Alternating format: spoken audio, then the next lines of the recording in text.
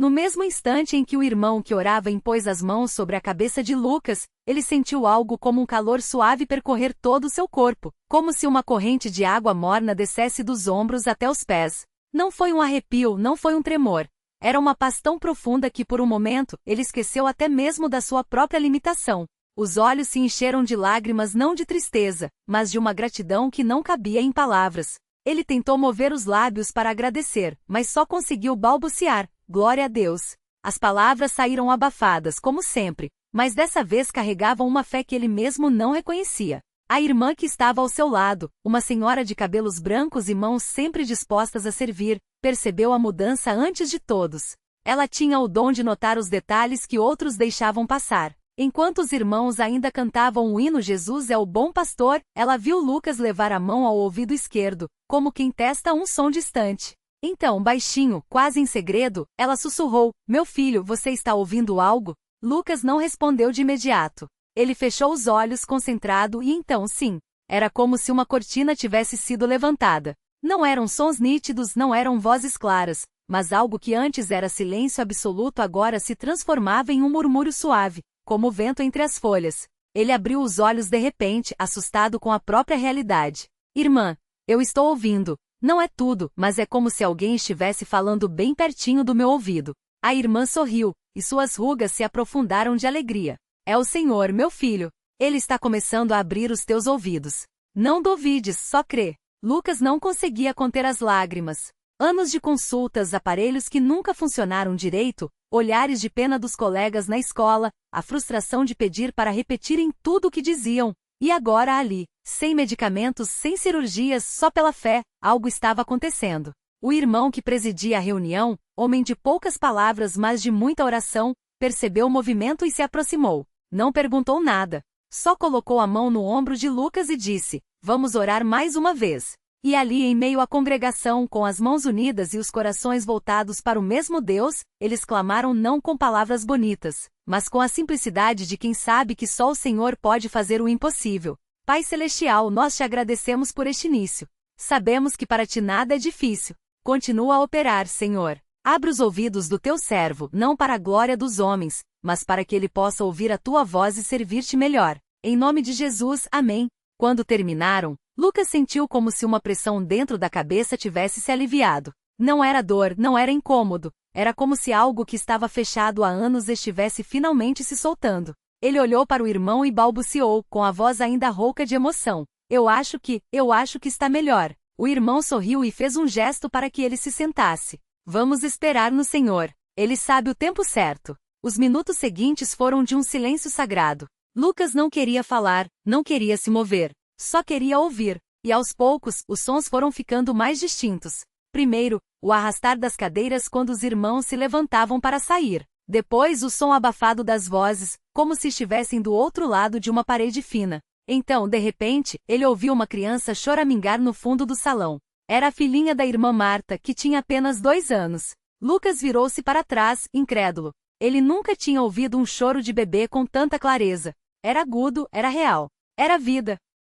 A irmã que estava ao seu lado percebeu sua expressão e perguntou: "O que foi, meu filho?" Ele apontou para a criança e disse, com a voz trêmula: Eu ouvi a menina chorar." A irmã cobriu a boca com a mão, emocionada. "Louvado seja Deus!" ela exclamou, e não pôde conter as lágrimas. Outros irmãos próximos ouviram e se aproximaram. Não houve gritos, não houve alvoroço. Só um silêncio reverente, quebrado por murmúrios de gratidão. "Aleluia!" disse um. "Glória a Deus!" acrescentou outro. E assim, em meio à simplicidade daqueles servos, o milagre ia se confirmando. Mas Lucas sabia que não era só sobre ouvir os sons do mundo. Era sobre ouvir a voz de Deus. Naquela noite, quando chegou em casa, ele se ajoelhou ao lado da cama e orou como nunca tinha orado antes. "Senhor, eu não sei por que tu escolheu me abençoar assim. Eu não sou melhor que ninguém. Mas se foi para a tua glória, então usa-me. Dá-me ouvidos não só para os sons, mas para a tua palavra. Quero servir-te, Senhor. Quero ouvir quando tu falas." E ali na quietude do seu quarto, ele sentiu uma paz que não vinha dos ouvidos, mas do coração.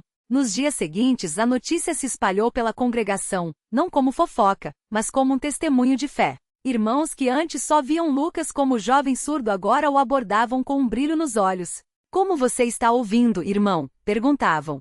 E ele respondia, sempre humilde, cada dia um pouco melhor.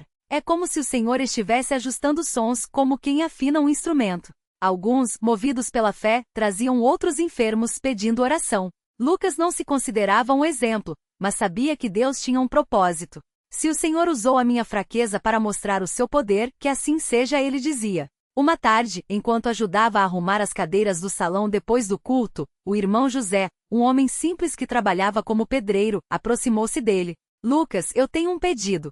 Minha filha mais nova está com uma infecção no ouvido há semanas. Os médicos dizem que pode piorar. Você acha que Deus pode curá-la também? Lucas olhou para o irmão, viu a preocupação em seus olhos e lembrou-se de como era viver na escuridão do silêncio. Ele colocou a mão no ombro do homem e disse, irmão, eu não sou ninguém.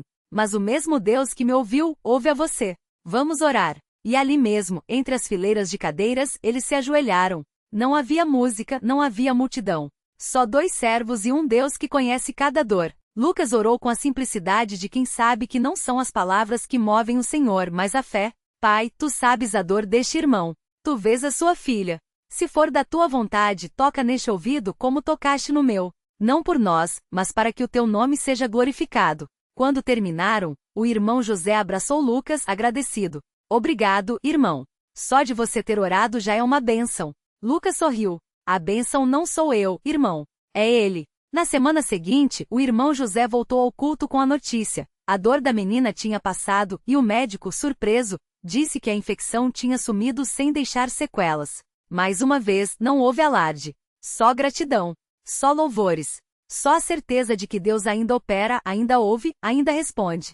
Mas Lucas sabia que o caminho não seria sempre fácil. Alguns dias, os sons voltavam a ficar abafados, como se o milagre estivesse oscilando. Ele se assustava. Será que estou perdendo outra vez? Pensava. Mas então se lembrava das palavras do irmão mais velho. A fé não é ver para crer. É crer para ver. E ele continuava orando, continuava agradecendo, mesmo nos dias em que parecia que nada mudava. Porque agora ele tinha algo que nenhum médico poderia dar, a certeza de que Deus estava no controle. Uma noite, enquanto lia a Bíblia, ele parou no Salmo 40. Ele me tirou de um poço de perdição, de um charco de lodo, pôs os meus pés sobre uma rocha e firmou os meus passos. Aquelas palavras falavam diretamente ao seu coração. Ele tinha estado no poço do silêncio, na lama da desesperança. Mas Deus o tinha tirado dali, não de uma vez, não de forma espetacular, mas passo a passo, como quem ensina uma criança a andar. E agora, mesmo que os sons ainda não fossem perfeitos, ele sabia que estava em terreno firme. Com o tempo, Lucas começou a participar mais ativamente dos cultos. Antes, ele só acompanhava os hinos pelos lábios dos outros. Agora, mesmo com dificuldade, tentava cantar. Sua voz não era afinada, não era forte, mas saía do coração. Os irmãos não riam, não criticavam. Ao contrário, muitos se emocionavam ao vê-lo louvar, porque sabiam de onde ele tinha vindo. Um dia, a irmã que tocava piano no culto se virou para ele e disse, Lucas, você quer tentar tocar algum hino simples? Ele hesitou. Eu não sei tocar, irmã. Ela sorriu. Mas você pode aprender. Deus dá o dom a quem ele quer. E assim, com paciência e dedicação, Lucas começou a aprender os acordes básicos. Não para se exibir, mas para servir. Um domingo, durante o culto de ação de graças, Lucas se levantou para dar o seu testemunho. Não era um homem de muitas palavras, mas naquele dia o coração transbordava. Irmãos, ele começou com a voz ainda um pouco trêmula, eu não estou aqui para dizer que sou curado. Estou aqui para dizer que Deus é fiel. Há alguns meses eu não ouvia quase nada. Hoje ouço o suficiente para servir, para louvar, para ajudar. Não sei se um dia vou ouvir perfeitamente. Mas sei que mesmo que não ouça, Deus ainda é bom, porque Ele não nos dá só o que pedimos. Ele nos dá o que precisamos para cumprir a sua vontade. Havia um silêncio no salão. Todos ouviram. Não porque a voz de Lucas fosse alta, mas porque as palavras eram cheias do Espírito. Depois o irmão que presidia se levantou e disse, que este testemunho nos ensine que Deus não olha para a nossa capacidade, mas para a nossa disponibilidade. Lucas poderia ter desistido, poderia ter se revoltado, mas ele escolheu confiar. E hoje nós todos somos abençoados por isso. Os anos passaram, e Lucas nunca recuperou a audição perfeita. Mas isso não importava mais. Porque ele tinha aprendido que os milagres de Deus não são só sobre curas físicas. São sobre corações transformados, sobre vidas rendidas, sobre uma fé que não depende das circunstâncias. Ele continuou servindo na congregação, às vezes ajudando com os jovens, outras vezes visitando os enfermos. Sempre com a mesma humildade, sempre com o mesmo propósito, apontar para aquele que tinha mudado a sua história. Uma vez, um jovem recém-chegado à congregação, desanimado por causa de uma doença crônica, aproximou-se dele depois do culto. Irmão Lucas, como você consegue ter tanta paz? Eu oro, mas parece que Deus não me ouve. Lucas olhou para ele com compaixão. Irmão, Deus sempre ouve. Às vezes a resposta é sim. Às vezes é espera. Às vezes é eu tenho algo melhor para você. Mas ele nunca vira as costas para quem o busca de verdade. Eu já estive no lugar onde você está. Mas aprendi que a maior cura não é a do corpo, é a da alma. E isso, só Jesus pode dar. O jovem abaixou a cabeça, pensativo. Lucas continuou, você quer um conselho? Não pare de orar. Não pare de ler a palavra. E acima de tudo, não pare de servir, mesmo que seja nas pequenas coisas. Porque é nas pequenas coisas que Deus mostra a sua grandeza. O jovem agradeceu, e Lucas orou por ele ali mesmo, no canto do salão, sem pressa, sem formalidades. Só dois servos diante de um Deus que conhece cada lágrima. Anos depois, quando Lucas já era um homem maduro na fé, ele foi convidado a falar em uma reunião de jovens. Não como um pregador, não como um líder, mas como alguém que tinha uma história para contar. Ele subiu ao púlpito com a mesma simplicidade de sempre, olhou para aqueles rostos cheios de dúvidas e sonhos, e começou, jovens, eu já fui surdo. Não só dos ouvidos, mas do coração. Já duvidei, já me revoltei, já perguntei, por que eu? Mas hoje sei que Deus permitiu isso na minha vida para que eu aprendesse a depender dele. Porque quando você não tem nada para se apoiar a não ser a fé, é aí que você descobre que a fé é suficiente. Ele fez uma pausa e olhou para cada um daqueles jovens. Talvez vocês estejam passando por algo difícil hoje. Talvez estejam pedindo a Deus por um milagre, e ele não tenha vindo ainda. Mas eu digo a vocês, não desistam. Porque o milagre às vezes não é a cura. Às vezes o milagre é a força para continuar. Às vezes, o milagre é a paz no meio da tempestade. E outras vezes, Deus faz mais do que pedimos ou pensamos, só para nos mostrar que Ele é Deus. E então, com a voz firme, ele terminou. Eu não sei o que Deus tem para cada um de vocês. Mas sei uma coisa, se vocês o buscarem de todo o coração, Ele não vai falhar. Pode não ser do jeito que vocês esperam. Pode não ser no tempo que vocês querem. Mas Ele vai responder, porque Ele é fiel. E isso nenhum médico, nenhuma ciência, nenhum homem pode tirar de nós. Quando ele terminou, não houve aplausos. Só um silêncio cheio de reflexão. E então, um a um, aqueles jovens se ajoelharam para orar. Não por curas, não por milagres imediatos, mas por um coração disposto a confiar, mesmo quando não se vê a resposta. E assim, a história de Lucas não ficou conhecida por ser a de um homem que recuperou a audição. Ficou conhecida por ser a de um servo que aprendeu a ouvir a voz de Deus, não importando as circunstâncias. Porque, no final das contas, essa é a audição que realmente importa. Aqueles jovens que se ajoelharam naquela noite não sabiam, mas a história de Lucas ainda estava sendo escrita. Porque Deus não se contenta com meias respostas. Ele não faz as coisas pela metade. E enquanto aqueles corações clamavam em silêncio, o Senhor já estava preparando algo que nem mesmo Lucas ousara pedir. Nos dias que se seguiram, Lucas continuou sua rotina. Acordava cedo, lia a Bíblia com os dedos passando pelas páginas, sentindo o peso das palavras mesmo quando não as ouvia claramente. Ia ao trabalho, onde seus colegas, já acostumados com sua deficiência, se comunicavam com gestos ou anotações rápidas. À noite participava das reuniões na congregação, sempre atento aos lábios dos irmãos, tentando não perder nenhum detalhe do que era compartilhado. Mas havia algo diferente nele. Uma quietude. Uma paz que não vinha da ausência de problemas, mas da certeza de que mesmo no silêncio Deus falava. Certa manhã, enquanto Lucas caminhava para o ponto de ônibus, uma senhora idosa, que ele via com frequência na parada, aproximou-se dele com um sorriso. Ela era daqueles tipos que falam baixo, como se cada palavra fosse um segredo entre ela e o mundo. Lucas, por educação, sorriu de volta, mas já se preparava para não entender nada do que ela dissesse. Mas então, algo inesperado aconteceu. Bom dia, meu filho, ela disse em um tom quase sussurrado. Deus te abençoe hoje. Lucas congelou, porque ele tinha ouvido. Não como antes, quando os sons vinham distorcidos ou abafados. Não como nos últimos anos, quando precisava se concentrar para captar pedaços de frases. Ele tinha ouvido cada sílaba, clara como água. Fechou os olhos por um instante, achando que era imaginação. Mas quando a senhora continuou falando, ele percebeu, não era imaginação. Era real. Você está bem? Ela perguntou, notando sua expressão. Lucas abriu a boca, mas nenhuma palavra saiu. Só um nó na garganta. Ele assentiu, ainda sem acreditar. E então, como se seu corpo finalmente despertasse, ele colocou a mão no ouvido, como quem testa um aparelho que há muito estava quebrado. Obrigado, irmã. Ele respondeu, e sua voz tremia. Deus a abençoe também. O ônibus chegou, e Lucas entrou como sempre, mas dessa vez, cada som dentro do veículo era um presente. O barulho do motor, as conversas dos passageiros, o anúncio das paradas. Tudo chegava até ele com uma clareza que não experimentava há anos. E no meio daquele burburinho cotidiano, uma voz interior lhe disse, suave mas firme, eu te ouvi quando clamaste. E agora você me ouve. Quando chegou ao trabalho, Lucas não contou a ninguém. Não ainda. Precisava ter certeza. Precisava confirmar que não era um sonho, ou um breve alívio antes de tudo piorar de novo. Passou o dia ouvindo, testando, agradecendo em silêncio. À tarde, um colega o chamou de longe, e ele virou-se no mesmo instante, respondendo sem hesitar. O homem ficou surpreso. Ué, você não estava surdo? Perguntou sem maldade, só com curiosidade. Lucas sorriu. Estava. Mas Deus é bom.